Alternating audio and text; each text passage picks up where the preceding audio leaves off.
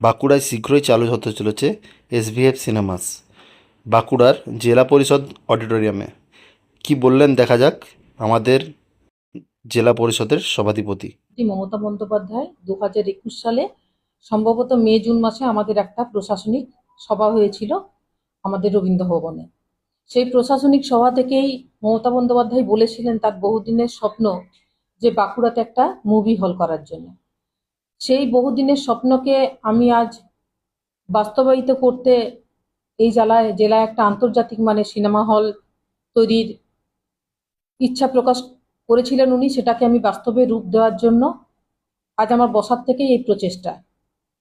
তো সেটাকে আমি সভাপতি ছিলাম তখন পঞ্চায়েত সমিতির।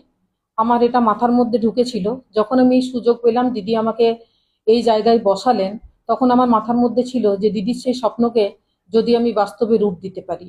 তো সেই স্বপ্নকে আজ 14ই মার্চ 2026 বাঁকুড়ার আজ, আপনারা জানেন সকলেই বাঁকুড়ার আজ জন্মদিন। আজ এই বিশেষ দিনে আমাদের এই চুক্তি সম্পাদিত হয়ে গেছে। আর এই সিনেমা হলটি যেটি হচ্ছে সেটি আমাদের যে বাঁকুড়া যেটা অডিটোরিয়াম আছে আমাদের, সেই অডিটোরিয়ামে আমাদের 400 থেকে 500 সিট এই ইয়েতেই আমাদের সিনেমা হলটা হবে। যে আপনারা জানেন যে আপনাদের সকলেরই সুপরিচিত এসবিএফ সিনেমা খুব শীঘ্রই চালু করতে চলেছে। মাননীয় মুখ্যমন্ত্রী মহাশয়ের স্বপ্নকে বাস্তবায়িত করতে বাঁকুড়া জেলা পরিষদের পুরো টিম, আমার জেলা পরিষদের সহকারী সভাধিপতি থেকে কর্মাধ্যক্ষগণ থেকে সদস্যগণ থেকে শুরু করে জেলা পরিষদের সমস্ত আধিকারিকগণ বা আমাদের যিনি আগের জেলা শাসক ছিলেন তার তো অবদান আছেই, মানে অনেকদিন ধরে যেহেতু এটা নিয়ে আমি লড়ছি। আর আমার যিনি বর্তমান জেলা শাসক আছেন বা আমার অতিরিক্ত জেলা শাসক আছেন, সবাইকারই অবদান রয়েছে আমার এই বাস্তবে এটা রূপায়িত করার জন্য। তো বিশেষ করে একটা কথা আপনাদের কাছে বলবো যে এসবিএফ যে আমাদের এটাকে অ্যাকসেপ্ট করেছে, ওনাদের সাহায্যের হাত বাড়িয়ে দিয়েছে যে আমাদের যে স্বপ্নকে সেটা রূপ দেওয়ার জন্য। সেই জন্য ওনাদেরকেও ধন্যবাদ।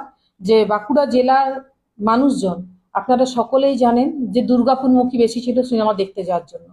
তো আমার মনে হয় বাঁকুড়াবাসীর জন্য একটা খুব ভালো দিন এলো, ভালো একটা সুখবর যে বাঁকুড়ার মানুষকে আর জেলা পরিষদের পক্ষ থেকে মাননীয় মুখ্যমন্ত্রী মমতা বন্দ্যোপাধ্যায়ের এই উদ্যোগকে বাস্তবায়িত রূপ দিতে চলেছে। বাঁকুড়ার মানুষকে এই উপহারটা তুলে দিতে পেরে আমি সত্যি খুব ধন্য। আর এটাতে অনেকেই বলেন যে মমতা বন্দ্যোপাধ্যায় শুধু খেলামেলা করে বা লক্ষ্মীর ভান্ডার দিয়ে মানুষের মন ভুলিয়ে রাখছে, এটা শুধু তা নয়, এটা থেকে একটা কর্মসংস্থানও কিন্তু হবে। আমরা আগামী দিন আরো আশা করব বা চেষ্টা করব যে আমরা এই রকম প্রজেক্ট করে যাতে কর্মসংস্থানও কিছু করতে পারি। আর তাছাড়া এটা আমার প্রক্রিয়া এতদিন ধরে চলছে যে আমি মুভি হলটা যাতে কিভাবে করতে পারি তার আইনানুগ দিক দিয়ে সহযোগিতা করার জন্য আমাদের যিনি জিপি সাহেব রয়েছেন, গভর্নমেন্ট লিডার বিশ্বরূপ ব্যানার্জি, ওনাকেও অসংখ্য ধন্যবাদ জানাবো। যে ওনাকে যখন দেখেছি তখনই উনি কিন্তু আইনানুগ যে পরামর্শটা সেটা তো আমার পক্ষে দেওয়া সম্ভব না, সেটা উনি সমস্ত কিছুই কিন্তু সেই পরামর্শ দিয়েছেন, ওনারও সহযোগিতা পেয়েছি। তো আপনাদের সকলকেই, প্রেস মিডিয়া যারা এসেছেন সকলকেই ধন্যবাদ জানাই। আর এসবিএফ কে তো ধন্যবাদ জানাবোই যে এটা আমি আজ সাফল্যমণ্ডিত করতে পারছি, বাঁকুড়াবাসীর এই উপহারটা দিতে পারছি বলে। বলছি আগামী প্রায় 2 দশক ধরে বাঁকুড়ার যতগুলো সিনেমা হল ছিল সেগুলো সব বন্ধ, এবং বাঁকুড়ার মানুষ যারা সিনেমা হলমুখী তাদের জন্যই কি এত বড় একটা মাল্টিপ্লেক্স?